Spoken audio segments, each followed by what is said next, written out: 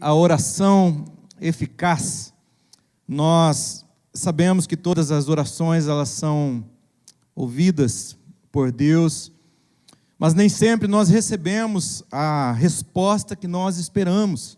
Nem sempre nós somos respondidos da forma ou no tempo como nós esperamos. Então, nós vamos aprender nessa noite qual é a oração eficaz. Além do pecado, que a Bíblia diz que impede as nossas orações, algumas posturas também desagradam a Deus. Na Bíblia encontramos, por exemplo, aqui a curiosa ordem de Deus ao profeta, para que este não ore por um povo rebelde, porque ele não ouviria. Quero que você acompanhe comigo a leitura, Jeremias 7:16 diz assim: mas a você, Jeremias, não ore por este povo, nem faça súplicas ou pedidos em favor dele, nem interceda por ele junto a mim, pois eu não o ouvirei. Então, um dos impedimentos para que Deus ouça a nossa oração é um coração rebelde, obstinado, o orgulho. E além disso, também Deus vê as motivações do coração.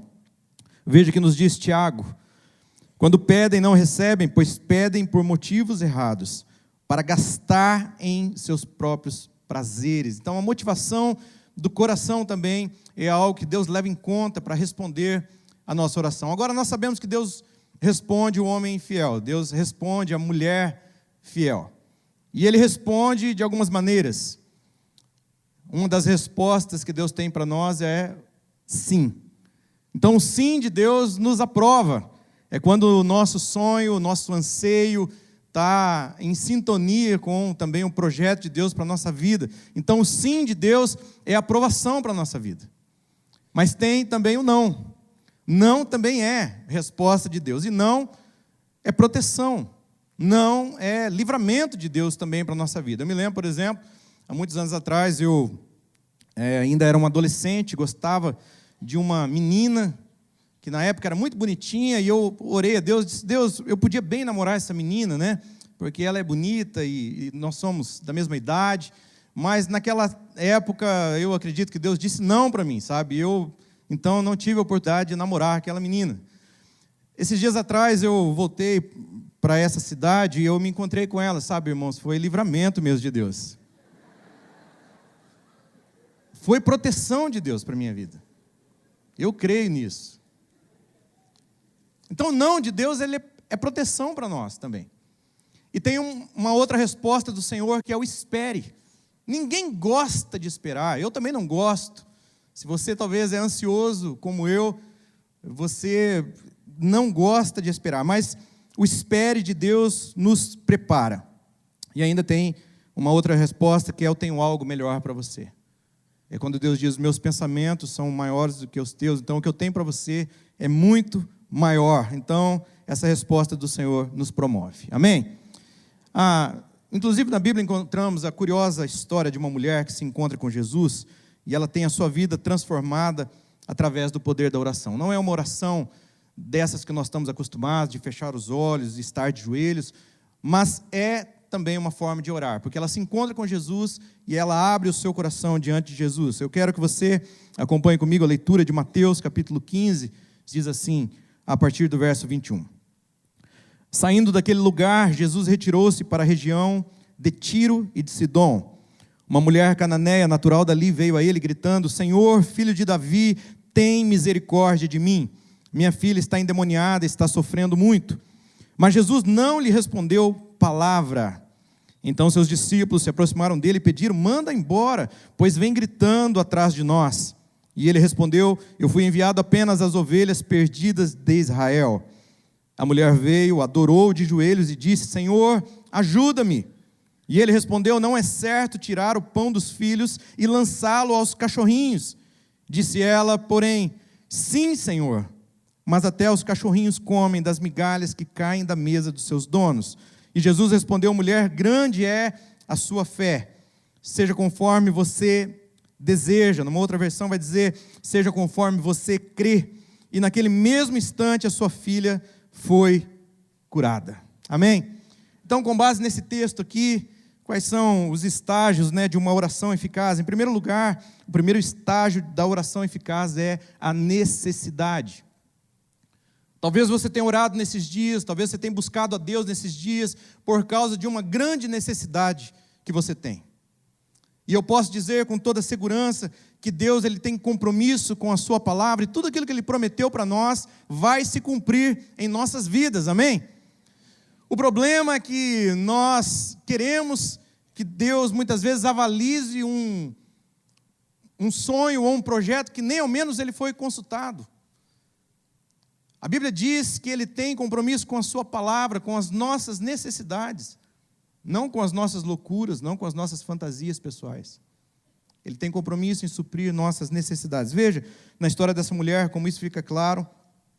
No verso 22 diz, uma mulher cananeia natural dali veio a ele gritando, Senhor, filho de Davi, tem misericórdia de mim, a minha filha está endemoniada, está sofrendo muito. Irmãos, se tem uma coisa que nos leva para perto do Senhor é o sofrimento. Se tem uma coisa que nos leva para perto do Senhor é a necessidade. Como o pastor Jacó disse aqui, pastor Jacó Júnior, que nós aprendemos muito. Há uma pedagogia no sofrimento. Ela nos leva para perto do Senhor, para os pés do Senhor. E Ele está nos ensinando, está forjando o nosso caráter. Então, muitas vezes, Ele permite que nós passemos por alguma necessidade, para que nós possamos estar em contato íntimo com Deus. O problema é que, muitas vezes, nós nos aproximamos do Senhor apenas para pedir que Deus abençoe algo que nem ao menos Ele foi consultado. Não é uma necessidade real, não vai trazer benefício para a nossa vida, não vai ser bênção para a nossa vida, e nós ficamos insistindo para que Deus nos abençoe. Se tem uma coisa que Deus, Ele está de acordo, é sempre com a sua palavra, e a palavra do Senhor nos diz em Filipenses 4,19 o seguinte, o meu Deus suprirá todas as necessidades de vocês, de acordo com as suas gloriosas riquezas, em Cristo Jesus. Então, o que esse texto de Filipenses está dizendo para nós, que em Cristo Jesus, cada uma das nossas necessidades serão supridas. As nossas necessidades emocionais. Você não vai precisar mais ficar mendigando amor, você não vai ficar procurando mais amor onde não existe. Você não vai ficar mais quebrando a sua cara, porque as nossas necessidades emocionais, elas serão supridas em Cristo Jesus, amém? Mais do que isso, as nossas necessidades espirituais. Não precisa ficar correndo atrás de profetada, não precisa ficar correndo atrás de visagens, não precisa ficar correndo atrás de loucura, porque as nossas necessidades, elas serão supridas em Cristo Jesus. E mais do que isso, as nossas necessidades materiais, elas serão supridas em Cristo Jesus. Porque a Bíblia diz que nós, sendo maus, nós sabemos dar bons presentes aos nossos filhos. Quanto mais o nosso Pai, que é tão bondoso e tão misericordioso, dará o Espírito Santo a quem lhes pedir, amém? Se Ele não poupou o seu próprio Filho, como não nos dará juntamente com Ele todas as coisas que nós precisamos? Aquilo que era mais difícil para Ele, que foi o Filho, Ele entregou por nós. Então agora, como Ele não nos dará talvez uma casa, um carro, uma moto, uma bicicleta ou um namorado, porque aquilo que era mais difícil Ele já deu. Então, se Ele não poupou o seu próprio Filho, mas entregou por nós, como não nos dará aquilo que é a necessidade e o anseio do nosso coração? Ele está aqui nessa noite, Ele está te falando ao teu coração nessa noite, eu creio nisso, em nome de Jesus.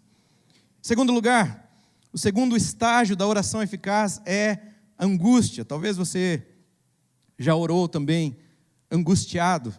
Veja na história dessa mulher, como isso fica muito claro. A mulher veio, versículo 25, a mulher veio, adorou de joelhos e disse, Senhor, ajuda-me. Quantos de nós já não caímos também de joelhos diante do Senhor, diante de uma situação talvez impossível aos olhos humanos, e nós dissemos, Senhor, ajuda-me. Senhor, ajuda-me, eu estou angustiado. Ajuda-me, eu estou com meu coração apertado, ajuda-me. E essa angústia que vai desencadear depois no milagre, ela também passa por alguns estágios. O primeiro é o choro. Muitos de nós têm chorado nesses dias. Talvez você chegou aqui já sem lágrimas, você chorou demais nesses dias. Talvez está aí quase desidratado de tanto chorar.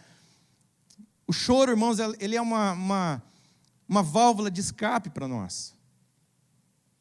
Só que o choro, a palavra do Senhor diz que o choro, ele tem prazo de validade. Salmo 30, verso 5 diz assim: porque a sua ira dura só um momento, no seu favor está a vida. O choro pode durar uma noite, mas a alegria vem pela manhã. Amém?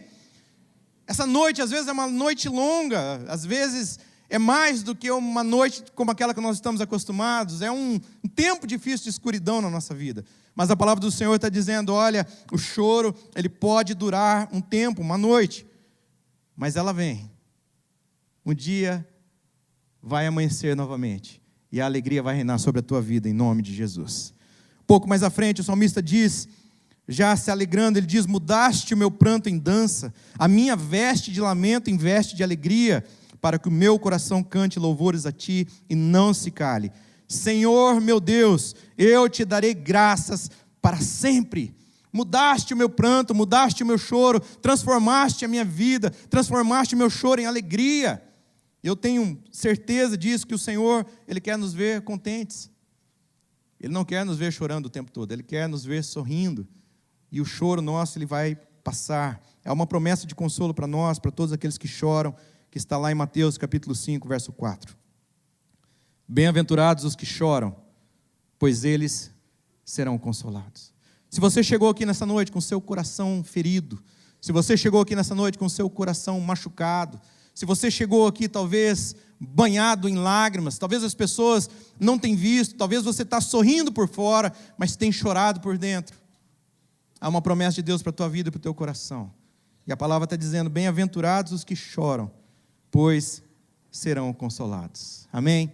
O outro estágio da angústia é o silêncio. Ninguém gosta do silêncio, ninguém gosta do silêncio de Deus. Você vai se lembrar no texto que a mulher chega para Jesus e pede ajuda, e a Bíblia diz que Jesus não lhe dirigiu palavra.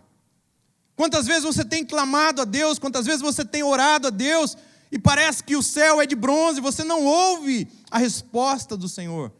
Nós gostamos do barulho, porque quando tem barulho, nós sentimos que algo está acontecendo. Nós pensamos que Deus está trabalhando.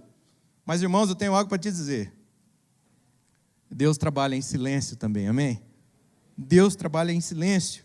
A Bíblia diz em Isaías 64, verso 4, porque desde a antiguidade não se ouviu, nem com os ouvidos se percebeu, nem com os olhos se viu, Deus além de ti, que trabalha para aquele que nele espera. Amém?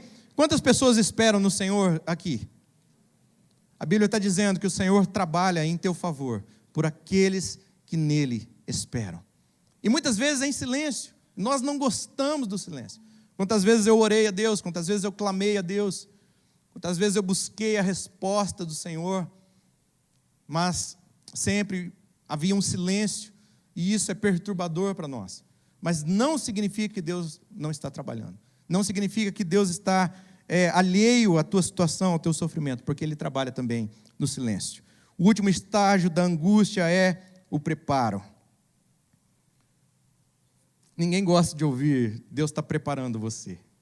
Você não recebeu ainda a tua bênção, você não recebeu o teu milagre ainda, porque Deus está forjando o teu caráter, porque Deus está preparando você. Muitas vezes nós não gostamos disso, mas é um fato, irmãos, Deus está nos moldando, Deus está nos preparando. Uma coisa que eu aprendi é que a espera, ela se torna difícil quando eu estipulo o prazo. A espera, ela se torna difícil e pesada quando eu estipulo um prazo para Deus. Deus, eu preciso, mas é para a semana passada, eu preciso para ontem. E aí Deus demora talvez uma semana, Deus demora talvez um mês, Deus demora talvez um ano, Deus demora talvez 10 anos, mas a resposta virá sobre a tua vida, em nome de Jesus, amém? A Bíblia diz em Eclesiastes 11:5, assim como você não conhece o caminho do vento, nem como o corpo é formado no ventre de uma mulher, também não pode compreender as obras de Deus, o Criador de todas as coisas. Ele está nos preparando. Se você está vivendo um momento onde você tem uma expectativa de algo para acontecer na tua vida, e talvez na sua percepção está demorando, eu estou nessa noite aqui, eu vim aqui para te dizer que Deus, Ele não está demorando de verdade, Ele está caprichando, Ele está preparando o melhor para a tua vida, em nome de Jesus. O terceiro estágio da oração eficaz é a perseverança. Perseverança. Irmãos, a perseverança é uma longa obediência na mesma direção. A perseverança, ela não considera a desistência como opção. Nós oramos até que Deus nos responda. Nós oramos sempre, incessantemente, constantemente, perseverantemente. Nós não desistimos. Veja que na história dessa mulher também fica muito claro, ela se aproxima de Jesus, fala com Jesus, Jesus não lhe responde palavra. Depois os discípulos dizem, Jesus, manda essa mulher embora, ela está atrapalhando. E o próprio Senhor Jesus diz, eu não vim para você, eu vim para os filhos, eu vim para o povo de Israel. Mas mesmo assim ela insiste, ela persevera. Vamos ler agora o verso 23, 24 e 25, diz assim: mas Jesus não lhe respondeu palavra. Então seus discípulos se aproximaram dele e pediram, manda embora, pois vem gritando atrás de nós. Ele respondeu, eu fui enviado apenas às ovelhas perdidas de Israel. A mulher veio, adorou de joelhos e disse, Senhor, ajuda-me. Ela não desistiu na primeira resposta, ela não desistiu no primeiro obstáculo, ela não desistiu no momento de insegurança, ela não desistiu quando ela não recebeu a resposta, não, ela insistiu com Deus. E essa é uma lição preciosa que nós aprendemos nessa noite. Nós devemos também insistir com o Senhor. Jesus, ele sempre ensinava por parábolas. As histórias, as parábolas, elas são pedagógicas, elas nos ensinam muito. Jesus contou algumas parábolas muito interessantes, por exemplo, do amigo importuno. Ele diz lá numa história, suponhamos que tem uma casa e tem um vizinho, e o vizinho à meia-noite vem a pedir 3 pães para o seu amigo.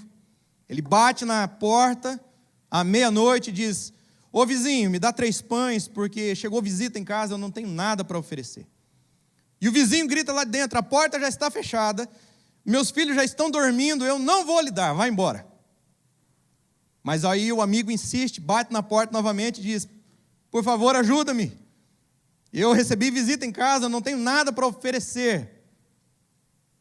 Então o vizinho pensa, puxa, se eu não lhe der os pães, ele não vai me deixar em paz, não vai me deixar dormir. Então é melhor que eu lhe dê logo os pães. Então ele se levanta e dá os pães ao vizinho. Sabe a conclusão que Jesus dá dessa palavra? Ele diz o seguinte, é dessa forma que vocês têm que agir, porque aquele que pede, recebe, aquele que procura, encontra, e aquele que bate, a porta é aberta. Você tem que insistir com Deus, você não pode desistir, você tem que batalhar em oração.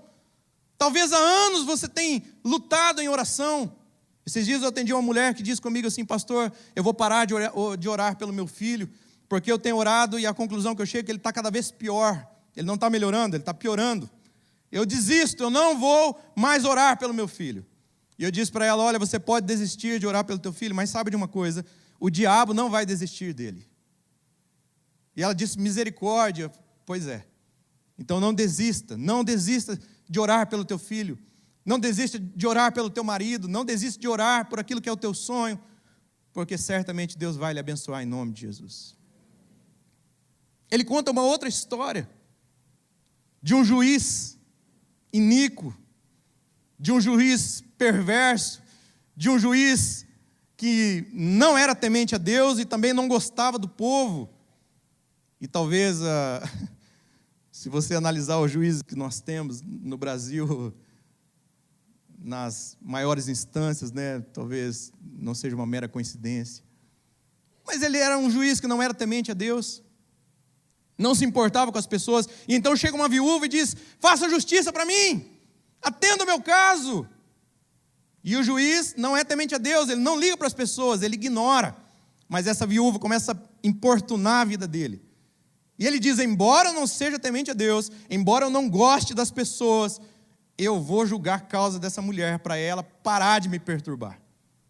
E aí a Bíblia diz, da mesma forma vocês devem orar a Deus. E é nesse trecho que aparece o texto que ele diz: se nós, sendo maus, sabemos dar boas coisas aos filhos, quanto mais Deus nos dará aquilo que nós precisamos. Amém? Então, perseverança, não desista. Quarto estágio da oração eficaz é o diálogo. A oração, irmãos, ela é um diálogo, não é um monólogo. E também Jesus não é Papai Noel, não venha na presença dele apenas pedir. Venha com uma lista, né? Olha, eu quero isso, quero aquilo outro. Não.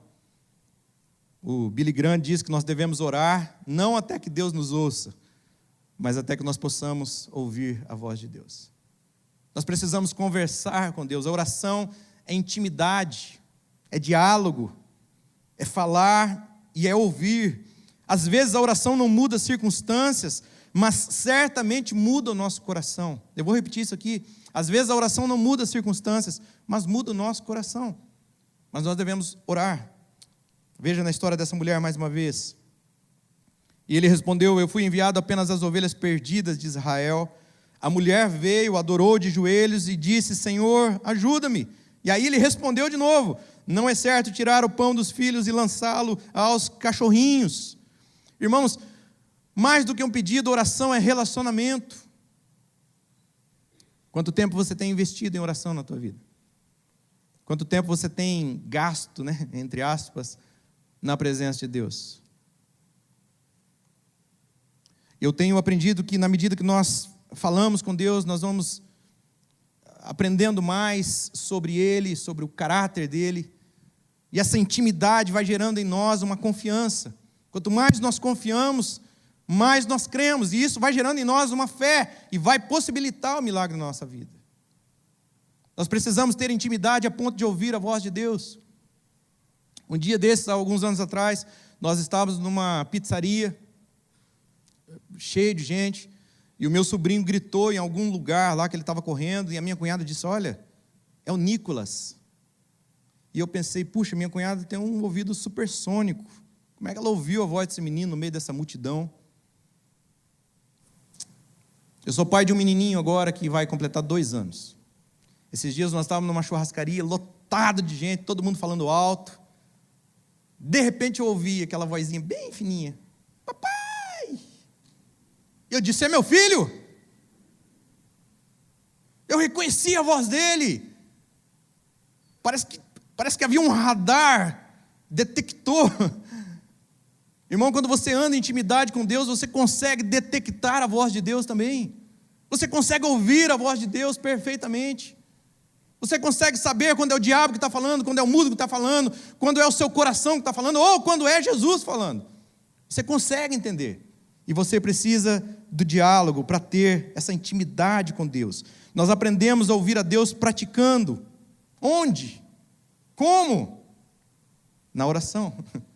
Quanto mais nós oramos, mais íntimos do Senhor nós ficamos. Amém? O quinto estágio da oração eficaz é a fé ousada. Nós precisamos de uma fé ousada.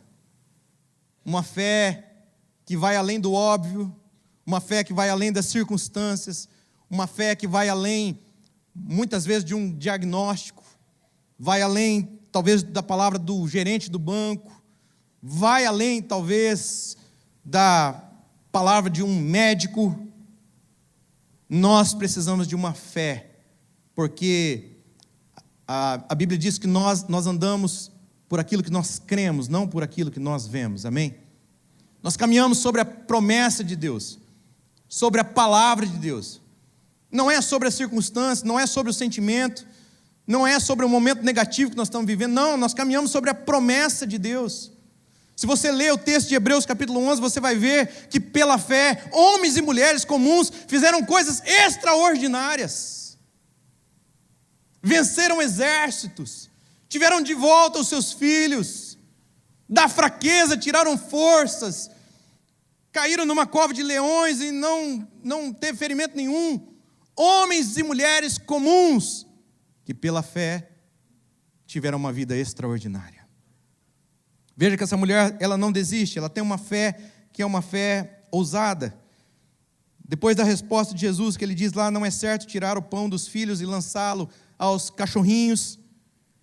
Então, no verso 27, disse ela, porém, sim, Senhor, mas até os cachorrinhos comem das migalhas que caem da mesa dos seus donos. Veja que uma fé ousada, ela não é convencional. É uma fé que corre riscos, que vai além. E, irmão, se você tem uma fé ousada, para quem tem uma fé ousada, uma migalha do poder de Deus é suficiente para você. Amém? Uma migalha do poder de Deus é suficiente para você. Foi isso que ela disse, Senhor, sim, mas até os cachorrinhos comem das migalhas que caem da mesa dos seus donos. Aí o verso 28 diz assim, Jesus respondeu, mulher, grande é a tua fé, seja conforme você deseja. E naquele mesmo instante, a sua filha foi curada. Mulher, grande é a sua fé. Veja que Jesus, ele não despreza a fé. Ele não ignora a fé. No primeiro momento, talvez ele estava ali, quem sabe, até testando a fé dessa mulher, ignorando e não respondendo, e depois dando uma resposta que não era a que ela queria. Mas quando ela demonstra a sua fé, Jesus não ignora. Jesus não ignora nenhuma iniciativa da nossa fé. Amém? Ele não despreza. A Bíblia diz que as nossas orações, elas estão registradas, as nossas lágrimas estão registradas. O Senhor não ignora o tempo do teu sofrimento, o Senhor não ignora a tua dor, Ele não é alheio, Ele não é indiferente, Ele está sim interessado em que você seja feliz, Ele está interessado em resolver a tua causa, a tua situação, e você precisa exercitar a sua fé. Hebreus capítulo 11, verso 6 diz assim, sem fé é impossível agradar a Deus, pois quem dele se aproxima, precisa crer que Ele existe e que recompensa aqueles que o buscam. Amém? Sem fé é impossível agradar a Deus, pois quem dele se aproxima precisa crer que Ele existe. Você crê que Ele existe? Amém? E você crê que Deus tem recompensa para a sua fé? Então, pode estar certo que Ele vai responder o teu pedido em nome de Jesus. Ele vai responder em nome de Jesus. Portanto, devemos chegar com confiança junto ao trono da graça. Hebreus 4,16 diz assim, cheguemos, pois, com confiança ao trono da graça, para que possamos alcançar misericórdia e achar graça, a fim de sermos ajudados em tempo oportuno. Amém? Vamos repetir, vamos falar todos juntos esse versículo, assim com voz de profeta mesmo, em nome de Jesus, vamos lá? 1, 2, 3 e... cheguemos, pois, com confiança ao trono da graça, para que possamos alcançar misericórdia e achar graça, a fim de sermos ajudados em tempo oportuno. O tempo oportuno é hoje. O Senhor está neste lugar, você está num ambiente de milagres. Hoje é o tempo de buscar o Senhor. Se você veio aqui e você colocar a sua fé, a sua expectativa e a sua esperança no Senhor, em algo que seja vontade dEle para a tua vida, você pode estar certo que a tua sorte vai ser transformada nessa noite, em nome de Jesus. Amém? Essa mensagem é uma mensagem que impactou demais minha vida, meu coração. Eu me identifiquei demais com a história dessa mulher. No mês de junho, no dia 30, nós vamos completar 18 anos de casamento. Eu sei que você está fazendo conta aí, deixa eu explicar. Eu conheci minha esposa no maternal, tá? É por isso. 18 anos de casamento. Nos primeiros anos nós não queríamos ter filhos, como todo jovem casal. Os primeiros anos passaram e então nós conversamos e chegamos à conclusão, bom, agora é o momento. Então nós começamos a planejar, mas o nosso planejamento falhou, não foi do jeito que nós planejamos. Então passou 1 ano, 2 anos, 3 anos, 4 anos, 12 anos se passaram. Todo mês aquela angústia, todo mês aquela tristeza. a minha esposa nunca tinha engravidado, e o médico dizia para ela: você não pode engravidar. Você tem uma endometriose severa, há muitos problemas, e isso aqui tem sido um impedimento para a tua vida. Então a minha esposa falou comigo e disse assim: bem, nós já estamos perto de completar 40 anos. E eu li um artigo qualquer que diz que depois dos 40 anos a probabilidade de engravidar é menor, também pode trazer risco, mas probabilidades, né? E eu acho que nós deveríamos procurar um médico e tentar, talvez, uma inseminação, uma fertilização. No primeiro momento eu rejeitei a ideia, mas depois eu concordei com ela, também querendo que ela vivesse o sonho de ser mãe, de segurar uma criança no colo. Então nós oramos, nós buscamos todas as nossas economias. Vocês sabem que não é um tratamento barato. Deus proveu, ajudou. Nós vendemos alguns sobrinhos, vendemos, né, o que nós tínhamos em casa, e vamos realizar esse sonho. E ela engravidou. Glória a Deus, diga glória a Deus. Ela engravidou. E nós ficamos muito felizes, então ligamos para todo mundo: olha, ela está grávida. E foi aquele chororô lindo. Mas depois de algumas semanas, nós fomos ao médico e nós perdemos a gravidez. E foi um momento de dor terrível, terrível. E aqui, só quem passa mesmo é que sabe, né? É terrível, quando o sonho se desfaz.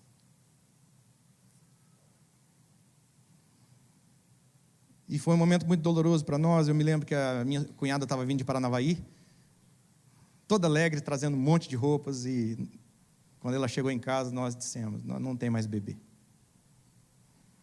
Então imagina o clima, né? E nós colocamos essa situação diante de Deus. Eu me lembro de ter feito uma oração dizendo: Senhor, eu não entendo, mas eu descanso no Senhor. Eu continuo te amando, seguindo, porque eu sei que o Senhor tem o melhor para mim. E aí, irmãos, aconteceu um milagre. Porque pouco tempo depois, de forma completamente natural, a minha esposa engravidou. Para surpresa dos médicos e para minha surpresa, para a surpresa dela.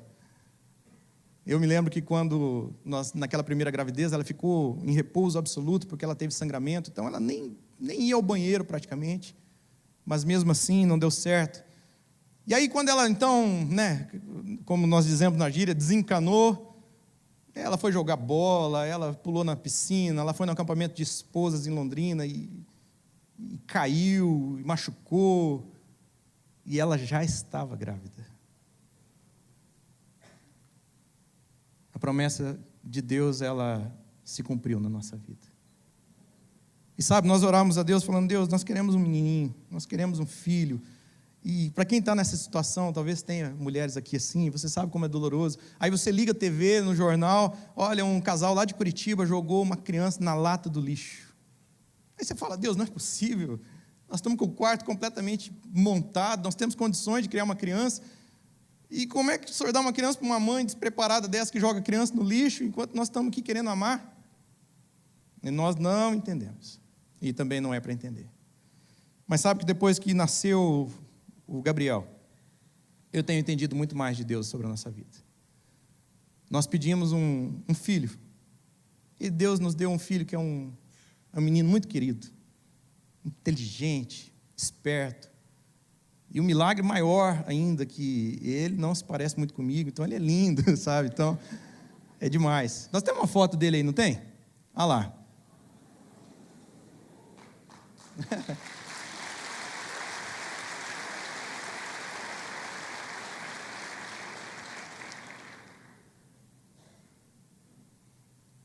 Os planos do Senhor, eles são maiores e melhores do que os nossos. Talvez você chegou aqui nessa noite pensando em desistir. E eu vim aqui para dizer para você: não desista. Não desista. O Senhor diz na sua palavra: eu é que sei os pensamentos que tenho para vocês.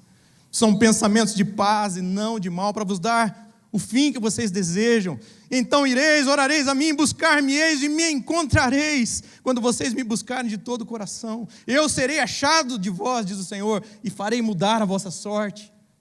2 Crônicas 7,14 diz: se o meu povo que se chama pelo meu nome se humilhar e orar e se converter dos seus maus caminhos, eu ouvirei dos céus, perdoarei os seus pecados e sararei a sua terra. De hoje em diante, os meus olhos, os meus ouvidos estarão atentos à oração feita neste lugar.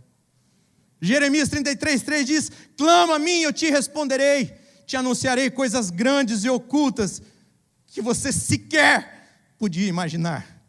Deus está aqui nessa noite. Vale a pena acreditar, e se você crer também no poder da oração, o Senhor vai manifestar a sua glória sobre a sua vida, em nome de Jesus. Para terminar, eu quero dizer que eu pensava que no dia que a minha esposa engravidou, eu disse: bem, agora Deus ouviu a minha oração. Finalmente Ele ouviu a nossa oração. Naquele tempo Deus me deu uma palavra lá em Daniel. Um anjo apareceu para o Daniel e disse: não fique com medo, pois Deus ouviu a sua oração desde a primeira vez que você se humilhou na presença dEle. O anjo dizendo: e eu vim em resposta à sua oração. Eu tenho algo para dizer para você: Deus ouviu a sua oração desde a primeira vez, e Ele virá também no tempo oportuno, no tempo dEle, em resposta à sua fé, em nome de Jesus. Amém? Quero orar por você nessa noite. Você que tem buscado um sonho, você que talvez tenha uma causa impossível, eu quero orar por você nessa noite. Coloque os seus sonhos, coloque diante de Deus nessa noite, em nome de Jesus. Oh Deus, nós estamos diante da Tua presença, Pai. Eu oro por estas vidas nessa noite. Quantas vezes eu estive sentado, Deus, ouvindo mensagens que falavam sobre fé, e o meu coração estava doendo por dentro, Pai. Talvez eu sorria por fora, mas por dentro angustiado, chorando, preocupado. Ah, Deus, mas o Senhor ouviu a oração no tempo oportuno. Eu oro por estas vidas também. Sonhos que estão sendo depositados diante do Teu altar. Sonhos que estão sendo colocados diante do Teu altar nessa noite, que estão sendo apresentados diante de Ti. Necessidade, angústia, choro. Oh Deus, nós clamamos ao Senhor nessa noite. Vem sobre nós com a Tua resposta. Vem sobre nós com o Teu poder. Senhor, como nós temos ouvido e aprendido aos domingos, o poder que ressuscitou Jesus está aqui nessa noite, operando nas nossas vidas. Senhor, faça o Teu milagre nessas vidas, Deus, em nome de Jesus. Manifesta, Senhor, a Tua presença. Manifesta, Senhor, o Teu poder.